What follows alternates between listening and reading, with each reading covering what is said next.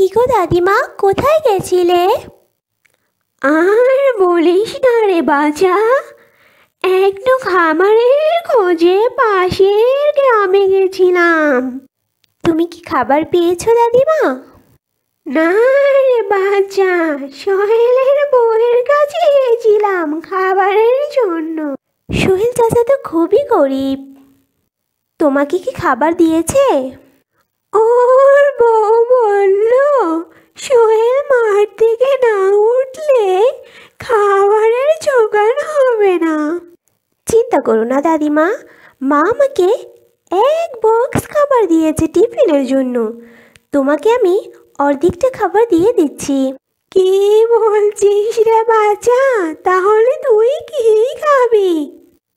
চিন্তা করছো কেন দাদিমা, আমি তো পুরো খাবার তোমাকে দিচ্ছি না, অর্ধেকটা খাবার তোমাকে দেব আর অর্ধেকটা খাবার আমি খাবো। ঠিক আছে বাচ্চা, তুই খুব ভালো থাকবি। হ্যাঁ দাদিমা, এই নাও খাবার, সাবধানে বাড়ি যেও কিন্তু। ঠিক আছে বাচ্চা, নিজের খেয়াল রাখিস।